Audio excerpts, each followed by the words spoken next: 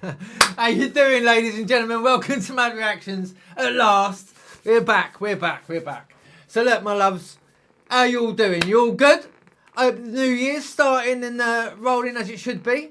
Because I tell you what, it's going to be a good year for everyone. As I said in my last video, I can feel it, you know. I've got a feeling that it's going to be good. It's going to be good for all of us, you know. Lovely jubbly. So look, this one, ladies and gentlemen, is Creepy Vids, and it's 6 most disturbing videos caught on camera. And as I say, Creepy Vids, bloody good channel. So please go and check him out. Subscribe to his channel. Do what you got to do, and then you're in the loop, you know. And if you haven't already, please subscribe to us. It's all free, and you come, you know, you join up and you become part of this crazy asylum that we got going on here, where we're all bloody bonkers. Well, we're mad. You know, exactly what it says on the channel, on the tin. So look, yeah, this, as I say, Creepy Vids, they're bloody naughty. Honestly, they've got some naughty content. So be advised, you know what I mean? It's got some hair-raising, scary stuff. So, you know, strap yourselves up, because we're going to have a good ride on this one. You ready for this? Come on in, Creepy Vids. Let's show them what you got. Let's do it. Come on.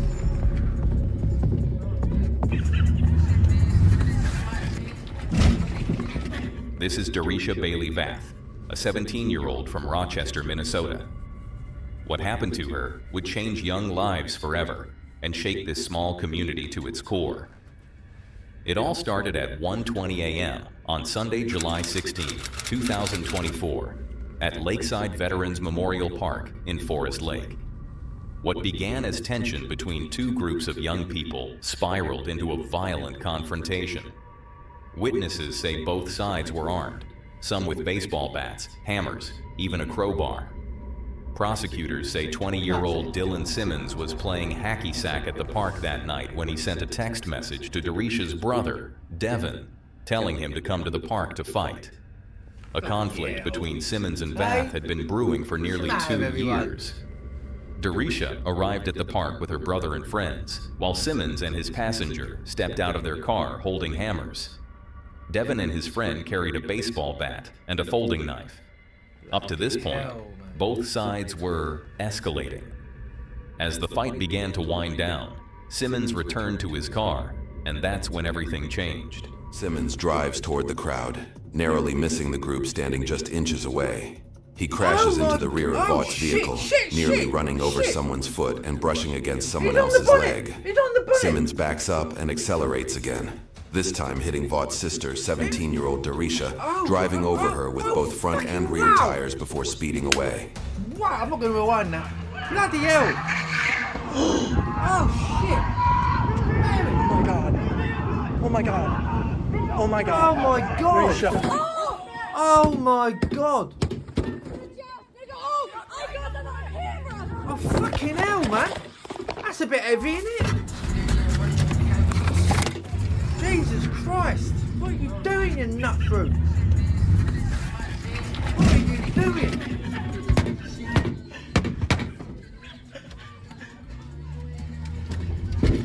Oh, my God. You gotta go.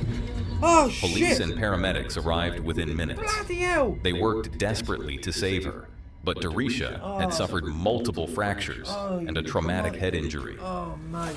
Oh, mate. First, 3434, CPR in progress.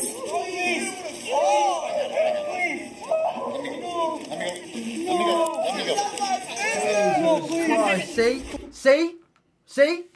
Now, what's this fucking taught you? Not you guys. I'm on about them lot. You know, I know they're not hearing me, but you know what I mean? It's like, what's it teach you? Violence don't solve shit. It really don't. I mean, look what's happened now. Bloody idiots. Despite now the it's effort, just going to escalate. she sadly this died is just at the scene. escalate. Bigger and crazier, and it's already taken one life. Now you're gonna, you know what I mean? It's just like people need to just take a chill pill and fucking chill out. Shortly after rescue really crews do. arrived, You know? Simmons fled but didn't get far. After a call with someone still at the park, he eventually returned and admitted to police that he knew he had struck her. Yeah. Surveillance video gave prosecutors the evidence they needed to upgrade his charges to second-degree murder, along with 3 counts of second-degree assault. A family in Forest Lake is grieving the loss of a 17-year-old girl. Police say that someone intentionally hit and killed her during a fight at a park this weekend. 20-year-old Dylan Simmons appeared in court for the first time today after Washington County prosecutors charged him with third-degree murder and vehicular homicide.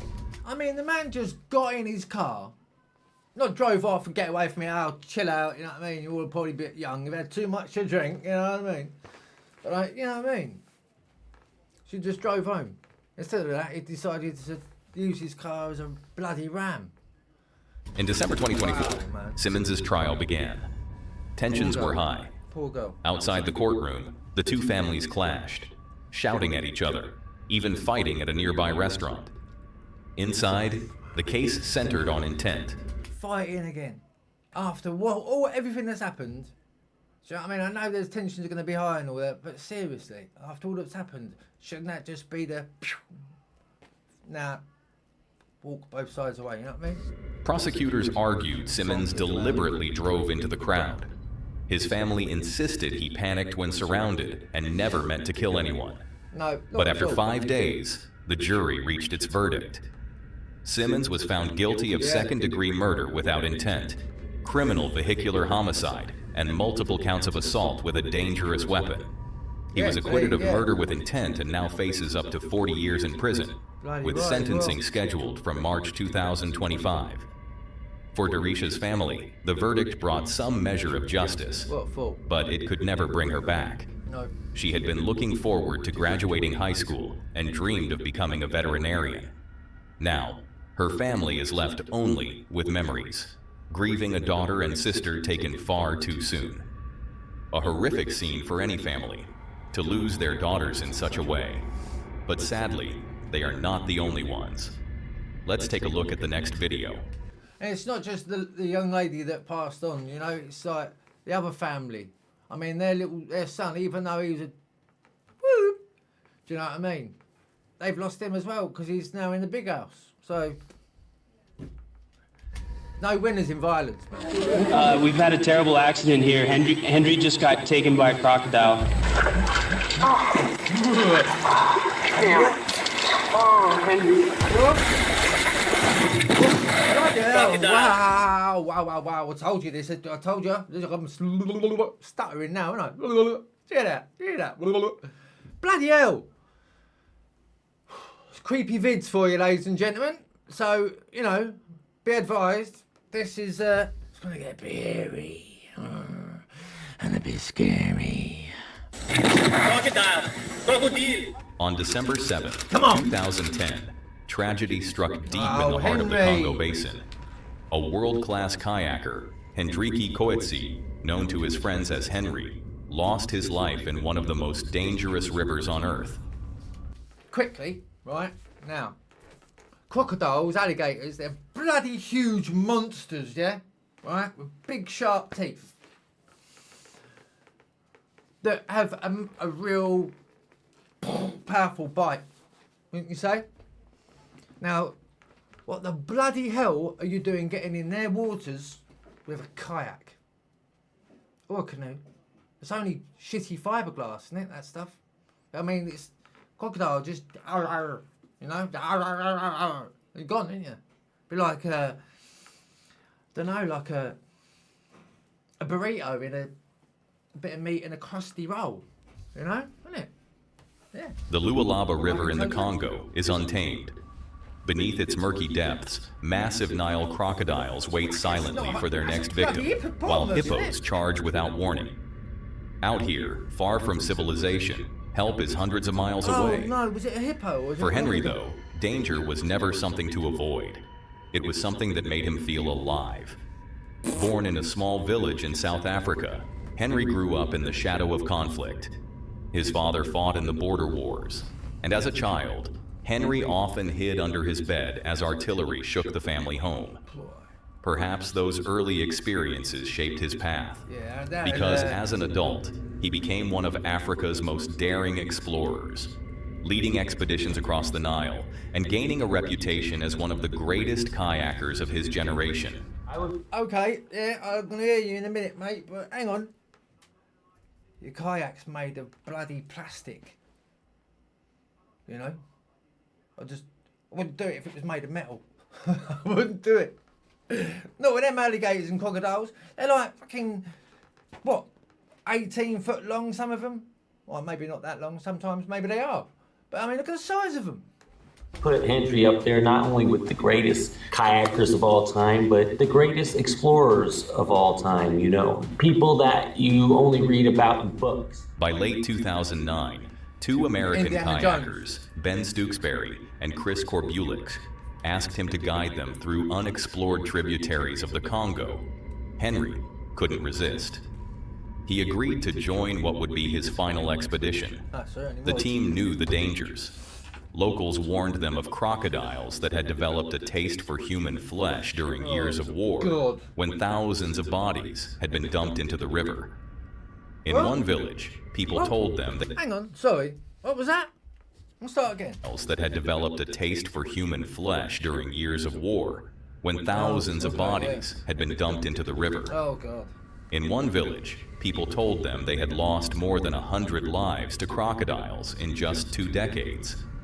Still, the trio pressed on. So this is the start of called the supermarket. It's very narrow, the water's flowing slowly, lots of rocks from the crocs to Kayaking. I don't think I've ever gone through here without a charge. So the supermarket... What? What did he say? He's never been through there without a charge? Oh no, what, a charge of a bloody hippo? Oh God, why would you go through somewhere like that? Seriously. Honestly, no, why? It is where the crocs hang out in order to feed. You're the food in their supermarket. Nile crocodiles are huge. They can be up to 20 feet long, and they'll hunt you. There was a lot of talk about risk, from having clean water all the way to dangerous wildlife in the river. To call the wildlife in these rivers dangerous is an understatement.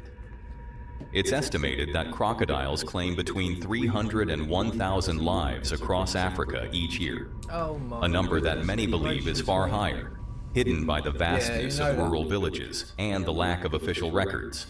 When Ben was given the rare chance to go, he prepared for the worst case scenarios. But how do you prepare yourself for the loss of a close friend? You're coming down, just going across there. Well, the thing is, nobody's told us that we can't do it.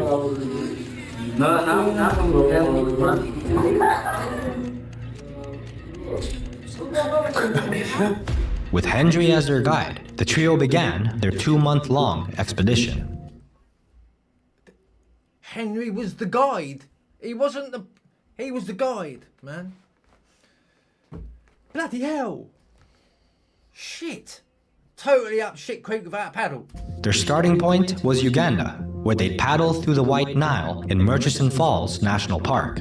Then, their journey would take them to a more turbulent region along the Ruzizi River, which marks the border between the Democratic Republic of Congo and Rwanda, where decades of bloody battles have only added to the danger of a region that's also full of apex predators. Eventually, they'd end up in the Lukuga River, where they'd press on for another 700 miles before reaching the end of their journey. I mean, look, he's bloody hands in the water. Did you see that? Did you see that? I'm going to rewind it so you can see it. Watch him paddle that boat. That boat, a bloody bit of plastic. Watch. Miles before reaching the end of their... Look at that. Look at that. Now that, what's that over there? Big bloody crocodile? Well, maybe not, it's a bit big. But I mean, holy shit. You could just have your hand out there, mate. Gone. Gone. That whole arm there, right up there, that's gone. You're in the water, gone. You ain't got no chance at all. Bloody hell. Your journey. It's gorgeous out right now. Jeez. Doesn't adjust. Everything's gone great. Had a beautiful time. I think everyone's super stoked we took the chance, but hopefully we walk away from this just good memories. And remember, kids, don't cross international borders. What the bloody... The local 8 on this. Borders at home. Up to this point, the journey had unfolded just as they hoped. The locals definitely Despite hate the me. constant risks surrounding them, the group managed to keep their spirits high, carried forward by the thrill of adventure and the promise of discovery. Until December 7th, when Henry, Ben, and Chris paddled close together through a narrow channel as rain fell over the river. As the group pressed forward, several crocodiles slid silently into the water. The thing is, because it's raining as well, you got to realise, like, that water's going to swell, innit? The bank, you know, the river's going to swell. So the water level's going to be a little bit higher. So then crocodile's going to be a little bit higher. So you're going to be like that. Neck and neck, my bloody big ass apex. Bloody fucking loads of teeth, and that's it. Bottle of tomato sauce. Their massive bodies disappearing beneath the surface. The kayakers instinctively tightened their formation, clustering together in a channel no more than 200 feet wide. They paddled so close that their strokes had to alternate. Careful not to clash paddles. It was a fragile sense of safety. 3 men against an unseen predator in waters that belonged to something far older and stronger. And that's when it happened. We've had a terrible accident here. Henry just got taken by a crocodile. Out of the corner of his eye, Chris caught a sudden flicker of movement. A massive crocodile, the largest they had seen on the entire journey, erupted from the water and clamped down on Henry. At that very instant, Henry muttered 3 quiet words. Oh, shit. Oh my God. It wasn't a cry for help or even a plea. It was almost as if he already knew what was coming. Yeah, of course you did. The attack was instant, Oh, merciless, God. and final. By the time Chris registered what he was seeing, it was already too late. Henry was gone. Yeah. God damn.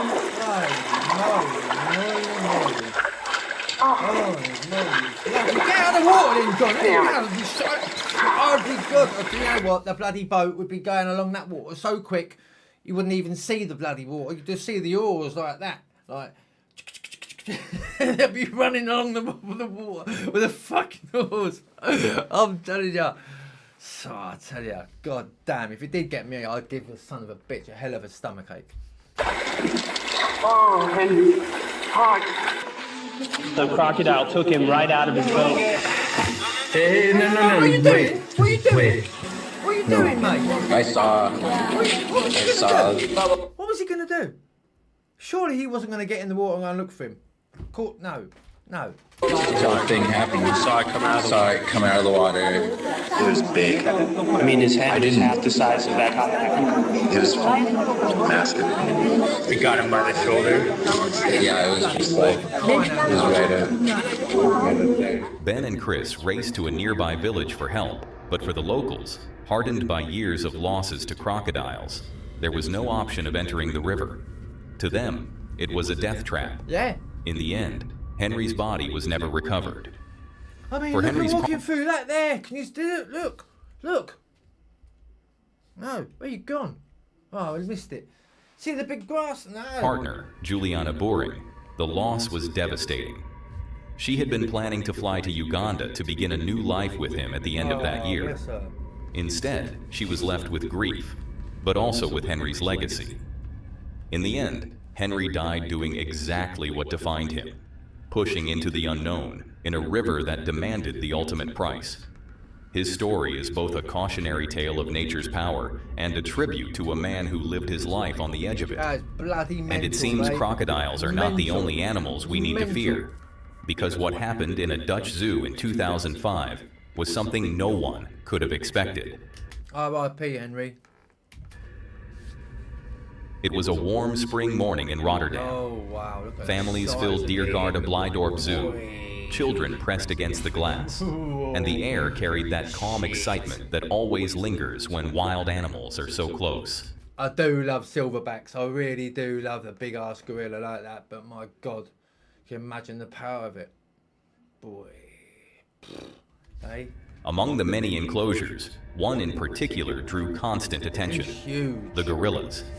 And inside, towering above them all, was Bokito.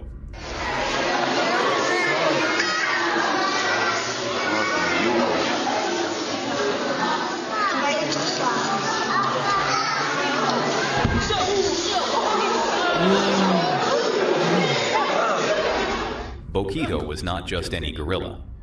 Born in Berlin in 1996, he had been rejected by his mother and raised by humans. By the time he arrived in the Netherlands in 2005, he was already known for his intelligence and unpredictability. Visitors often said he seemed more aware, more calculating than the others. And one visitor in particular believed she shared a bond with him. Almost every day she came. She would smile at him, wave at him, and most importantly, look him directly in the eyes. How tall do you reckon he'd be? It's got to be a good 7 foot, isn't it? It's got to be something like that. Oh shit.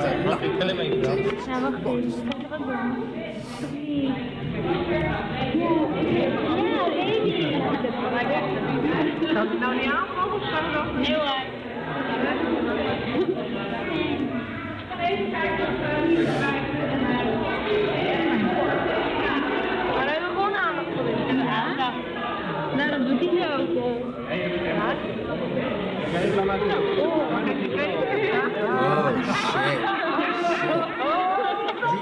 Oh, he's playing her a kiss.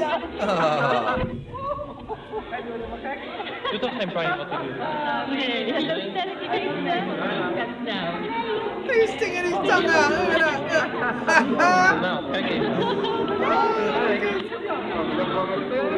Wicked. See that? Brilliant. Oh no, mate. Oh, I hope that glass is bloody bulletproof. It really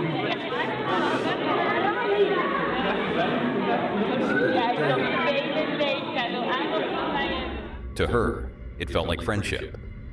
But to a gorilla, eye contact is no invitation. It is a challenge. Though separated by glass, Bokito never forgot her face. Oh, and on the morning of May 18, 2007, the calm began to fracture. Oh, so it's a bloody... Come on then, one of them ones. Oh, shit. Oh my goodness, right, let's watch this. Children threw stones into the enclosure, taunting, laughing. That's when Bokito grew restless. He moved toward the moat, his eyes flashing with something no one in the crowd could mistake. Then, in one impossible moment, he did what the zoo had believed he could never do. He leapt across the water and climbed the rock walls. In seconds, the gorilla escaped. Oh no! Panic tore through the zoo. No! Families screamed, scattering in every direction. Oh shit! And Bokito, he went straight for the woman he recognized. No! The one who had been there, staring into his eyes, day after day. Oh no! Witnesses remember the horror. The woman never had the chance to escape. Bokito charged, seized her, and dragged her across the ground with a violence no human body could withstand. His jaws tore into her, leaving more than 100 bite wounds and multiple fractures. Some said the sound of her screams was unlike anything they had ever heard. Bloody hell! When he finally released her, he stormed further, toward the cafe terrace, sending more visitors scrambling in terror. Can you could imagine, couldn't you, the way he the power, the pure and utter strength, power, that'd be like, I don't know what it'd be like. It's like a bloody silverback, bloody powerful silverback. I mean, you could imagine, like, it'd be like a rag doll, wouldn't it? It would have been pulling around like a rag doll, literally like you would a toy, you know, just a toy, like nothing. Wow, wow. Zie je hem? Ja. Bloody hell. Bobby vluchtte na de aanval naar een restaurant. En daar was ook de familie Hendricks uit Alpha. I'd fucking run. I don't know where I'd run to, but I'd run. Bloody hell, I'd run, yeah. God damn. Die dacht veilig te zijn. Maar op een gegeven moment waren zij alleen met de enorme gorilla. Parents clutched their children. Tables were overturned. And the calm of the morning dissolved into chaos. Zookeepers rushed to intervene, dart guns in hand, and minutes felt like hours before the sedatives finally took hold, bringing the rampage to an end. The woman who got attacked by Bokito survived her injuries, but her life, and the zoo itself, were forever changed. Staff revealed afterward that they had warned her repeatedly, never make eye contact with the gorilla. She had ignored them, believing it was a gesture of connection. No, you silly. Well, now everybody knows this. You don't. I didn't actually know that, but now, if you didn't, now you do. So tell people. I'm going to tell people. Don't ever. I mean, I live in England, so it's not until we're going to see a silverback down the road. But I mean, you know, that woman was in a zoo place. You know. How the hell was he able to get out? I mean, even if it could climb the bloody thing, it's a bloody monkey, gorilla. They do climb. That's what they do. Do you know what I mean? Like, that's just nuts. How it was able to get out of its compound. I don't know. That's just stupid. That's just stupid fault on behalf of whoever was looking after him. Wow, man. Could you imagine it? Oh shit. But to Boquito, it was something else entirely. Shit. In the weeks that followed, the Netherlands wrestled with what had happened. Insurance companies even began handing out cardboard, Boquito-proof glasses to prevent eye contact with gorillas. The word itself became part of the language, a reminder of just how fragile the barriers between humans and wild animals. I bet that's what he was doing. I'm gonna fucking do you. You idiot, I'm gonna do you. I bet that's what he's thinking in his own head. Oh, fucking look at you, look at me. Look at you, looking at me. I'm gonna have you. Really are. Animals like Boquito were never meant to be confined. They are wild, and the wild is where they belong. Yeah. Boquito lived out the rest of his life in Rotterdam Zoo, fathering several offspring and remaining one of the most well-known gorillas in Europe. But for those who were there that day, look at them two backing off. Just see that? God. Look at you looking at him. Don't look at him. Look at you. Take your eyes away. That's it. Wear a mask so the kid bloody thing you can stare at it. He can't see your face then, can he? So he can't chase you. But you stop looking at him. Nutter, look at her looking at him. Truth never faded. Behind the glass, beyond the fences. I'm not out now. If I go anywhere like, he's a lovely girl, isn't he? Oh, yeah, he's lovely. Look at him, man. Lovely. Wildness is never truly tamed. It only waits. And perhaps the real question is this: did Boquito escape his enclosure by chance, or was it the inevitable result of years of provocation and captivity? And while Boquito showed what happens when barriers fail, the next piece of footage, out in the wild with nothing to protect you, is even more horrific. I'll tell you, this Creepy Vids, isn't they? Ain't they the bollocks? Yeah, they really are, aren't they? They're absolutely shit hot. And Craig's Outdoor Adventures is a channel known for its love of the mountains, where Craig pushes himself into landscapes that demand both respect and endurance. And in this video, he was not alone. Together with his close friend Chris, he set out to hike Crib Goch in Snowdonia National Park, Wales. It is no ordinary route. Crib Goch is infamous, a grade 1 scramble, a narrow knife-edged arête with sheer drops falling away on both sides.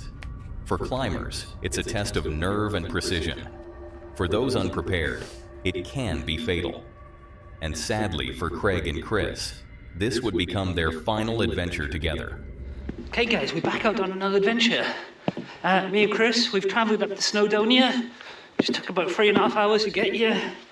And we're just setting off. It's just coming up 3:15. The plan is to take on the mighty Crib, up to the summit, back down the miner's track, and camp by one of the lakes. The hike began with optimism. The forecast promised calm winds, their packs were lighter than usual, and the early path seemed almost welcoming. Winding across the lower slopes beneath a pale sky, wide horizons and dark ridges gave the illusion that the mountain might be on their side. But soon, the reality of Crib Goch revealed itself. The ridge rose ahead like a blade, its sharp edge cutting into the clouds, and a warning sign reminded them once again that only the experienced should continue. From that moment, there was no simple way forward. I don't do heights. No. Only rock, exposure, and the demand to place every step with absolute care. The climb grew relentless. Loose stones shifted under their boots, packs dragged heavily at their shoulders, and the slope showed no forgiveness. Each move forward was earned, each foothold tested as the hours slipped away. In the distance, tiny figures already crossing the ridge served as a stark reminder of how much still lay ahead. And by the time Craig and Chris reached the base of the knife edge, exhaustion had set in. The scramble had taken longer than expected, and daylight was beginning to fade. Clouds pressed low against the peaks, shadows deepened around them, and the ridge stretched forward, narrow, windswept, and utterly unforgiving. Bloody hell, why did he get, like, it just dawned on me, like, they got a long way to go, yeah? Climbing dangerous stuff, like peaks and stuff. Why would you go up at 2:45 in the afternoon? Why would you start then? Well, you'd get there early, wouldn't you? You'd want to start early so you're not in the night, you know, trying to climb through the dark and all that. Bloody hell. Okay guys, we're on the knife edge. Literally. It's a bit windy, it's a bit airy, but you know what? Fucking hell. Come on. It is actually. Don't want to fall off here. Yeah, well stop talking and just concentrate. Okay now. I may have to stop filming because if my family see this, they're gonna tell me off. Yeah. Definitely. But God alive, guys. I feel like I'm there. I'm getting my footing and everything. Terrible bloody heights for it. It's ridiculous. What a place. Oh shit.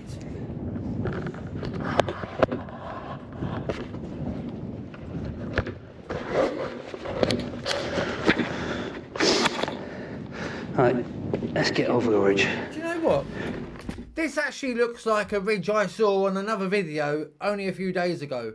There was someone in he'd shit himself and he had to sit down, and this man walked past with his children. His bloody children, I swear to God, his children was walking along with him.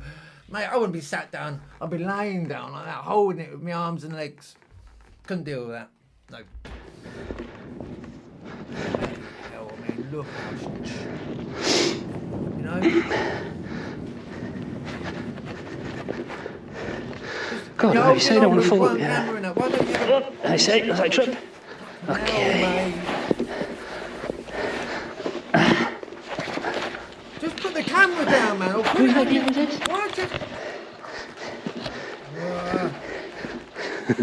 No, you're not funny, oh, man. God, I gotta drop that side.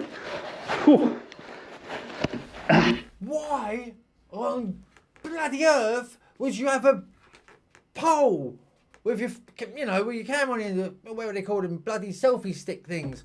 Why would you have one of them? Why wouldn't you have it on your hat, on your top here? You know, a body cam thing. If you're going to do that sort of stuff, you know? So you've got both hands then. Oh, look at that there. Look, it looks like someone's already took a drop there. Look. Doesn't it? Fucking hell. Oh, come on, mate. Don't be silly. Ooh, that's a bit eerie. Right? Each step was measured against the drop that waited on either side. Why wouldn't The wind you just rose go down in sudden on your arms bursts, and legs like pushing that? against balance, forcing Craig and Chris to steady themselves before moving on. At times, it was safer to crawl with hands on the rock. At others, to walk upright and trust the boots beneath them. No. Around them, the mountain gave no comfort. Every gust, every slip of gravel underfoot reminded them just how little separated courage from disaster. In all fairness to Chris, when we got to a turn off for crib golf or staying on the easy track and up to the summit, even though you were starting to struggle, I felt like he was going to go any said to him minute, we you can know? take the easy option. Don't have to do crib, we can come back in summer on a day trip and do it. But no, he wanted to pack it. He didn't want to come all this way and not do it. Right, I'm going to put the camera away. Yeah, bloody right. He was a bit of a bugger. Minutes stretched into an eternity as they edged across the arete. You know, honestly, The ridge allowed no distraction, I'm only vibrating. focus, only faith in movement. Chris followed steadily, slower but determined. both men aware of how exposed they were. The cliffs fell away steep and endless on both sides, and the mountain's indifference hung heavy in the air. Together, they pushed onward, through sharp winds, over broken rock, clinging to the mountain as it demanded more than either had imagined. All for memory. Oh, do you remember that time when we went the time you shit yourself? Yeah, I remember that. Who wants to remind you? Who wants to be reminded of times when you shit yourself? I mean, well, maybe he hasn't. I bloody would. I wouldn't do that. No. I mean, all that wind and all that. Just one big. You're gone. Gone. No wings, no parachute. It's scary up close, honestly. I think this is the last climb now. And then it's just climbing off the rocks down onto one of the paths. Okay guys, I think that's the worst of it over. I ain't gonna even attempt that. No. Why would you even bother? Because you've only got to climb down the other side. Pointless. Cut round the side here. Yeah, walk round the bottom. Go to the bottom. Sensible option.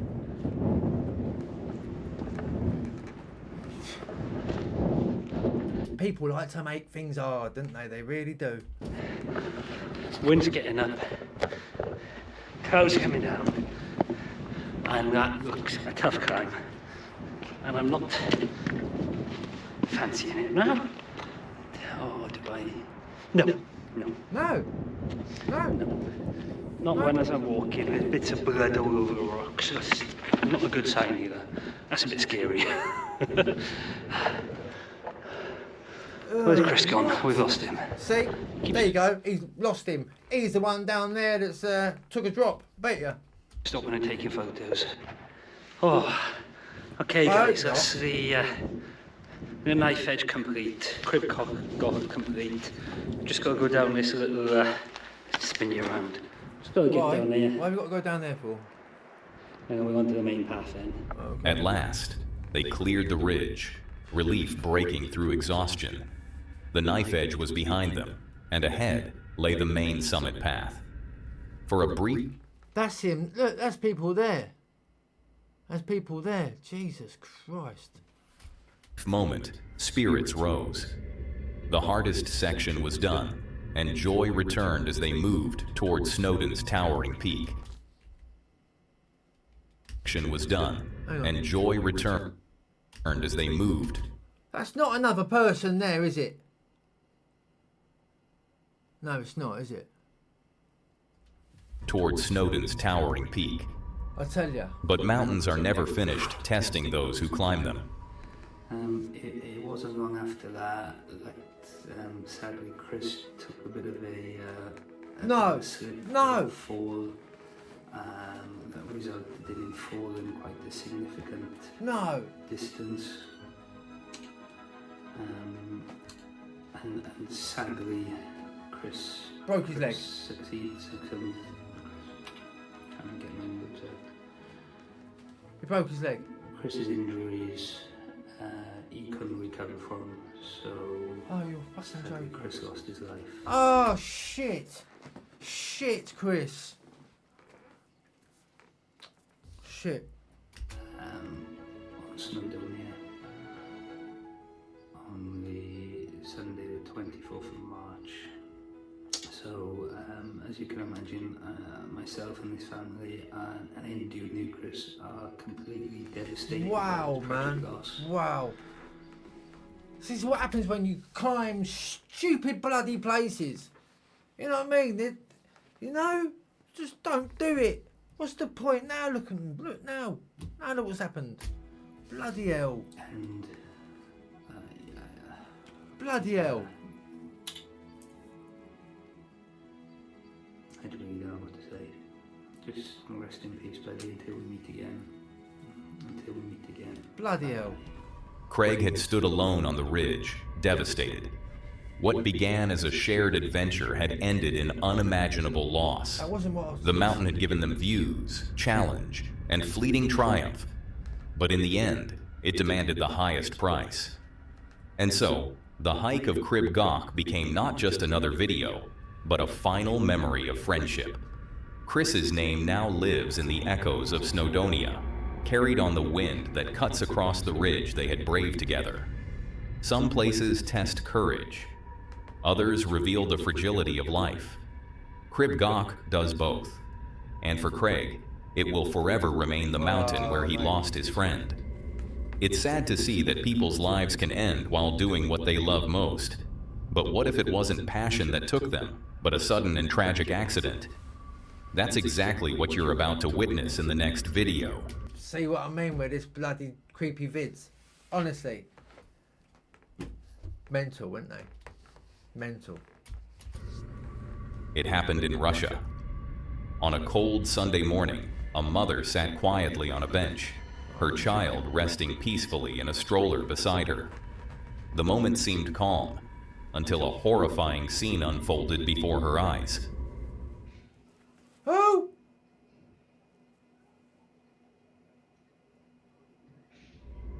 From the upper floors of a nearby building, a small child plummeted toward the ground, striking the pavement with a sickening force. No! What's almost as disturbing as the fall itself is the reaction, or the lack of one. The mother and a nearby bystander stared in horror, only to turn away and leave. The clip ends with the child lying there alone, with no parent rushing in sight.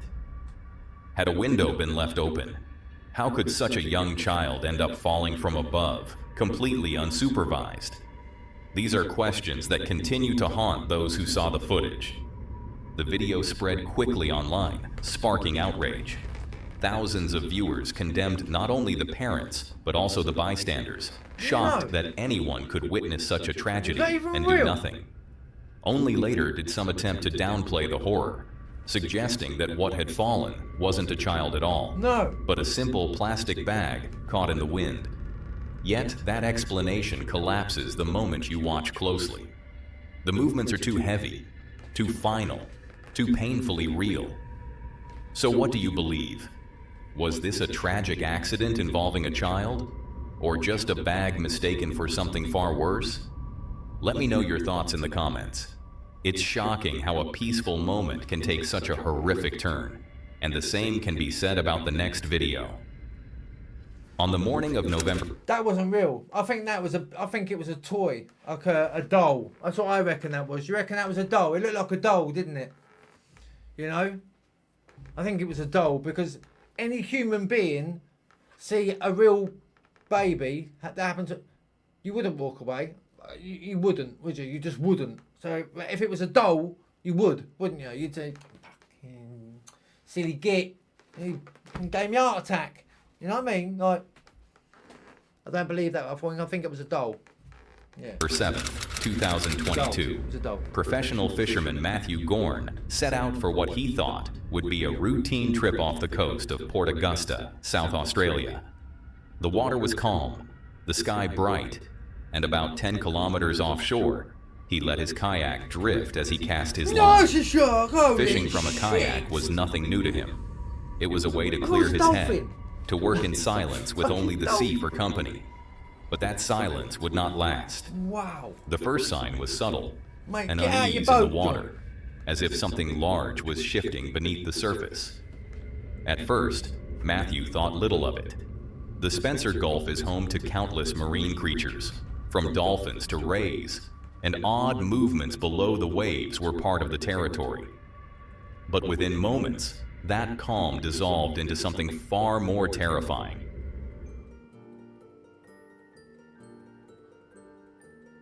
There's a tiger shark. Eh?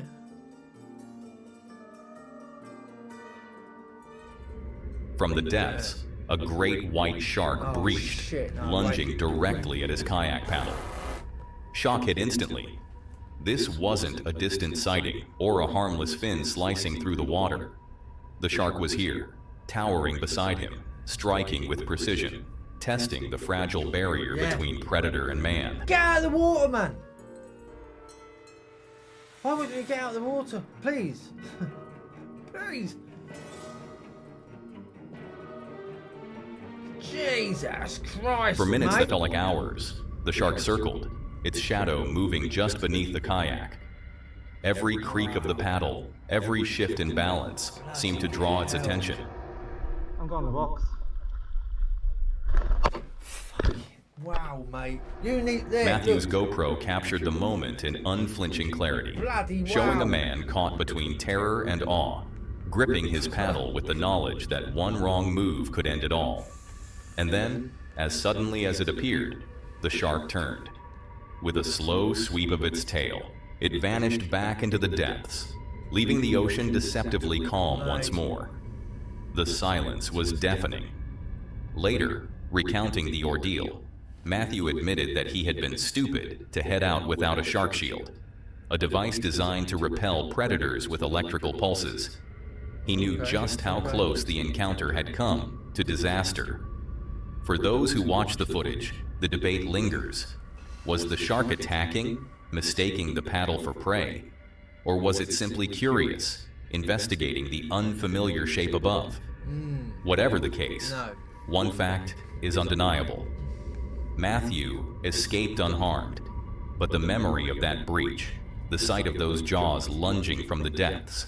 He was lucky he wasn't bloody lunch, mate. That's what it was. That shark was hungry, John. I'm telling you. He was hungry, just testing the water. Literally. Bloody hell. Bloody hell. Bloody kayaks. See what I mean with bloody kayaks? This is not right. We'll never leave him. No. But what do you think? Oh, I know what I bloody think, mate. Bloody brilliant, Creepy Vids. Absolutely bloody brilliant. What do you reckon? That was cool, wasn't it? That was cool. Again, you know, they have got some nutty content. They really, really have. You got Creepy Vids, and I think there's dark vids or deep vids as well. So check it out. Check them out. Seriously, please go to his channel, subscribe, because it's well worth it. Honest to God, and leave your notifications on, because they're brilliant. They really are. If you like that sort of stuff, it's not just it's crazy the stuff they have on there. Absolutely crazy. You think to yourself, how the hell was that allowed? You know, that's like that doll that landed. You know, because if it was real and that person and the other two people just walked off, they're not going to heaven, man. No chance. Not a chance. Not on your Nelly, me old mate. So anyway, let me know what you thought, peeps, as always, in your comments below, please. And please subscribe if you haven't already, Memberships are available for the price, I think it's like less than a cup of coffee a month. Something like that, like £3.50, something like that, £4. Bloody bonkers, because we got loads of content, loads. Got loads of member stuff as well, and it gets quite personal when it comes to members, to be honest. I think it is. It's a bit more one-on-one sort of thing, well, 3-on-1, you know what I mean? Anyway, let me know what you thought, peeps. I love it, And, yeah, tune in, same time, same channel, all right? And I'll have one out for you tomorrow, all right? But till then, you take care of yourselves, all right? Take care of each other. Stay blessed, stay safe, and stay scared. Yeah, you must be saying it now. I'm sure, I'm sure you're sitting there going, same as me. Right, look. Thank you, my darlings, all right? Thank you very much indeed for joining me. Really, really appreciate it. I do, yeah? And I love you all very much, all right? Chat to you some more, peeps. I'll be the same, pet.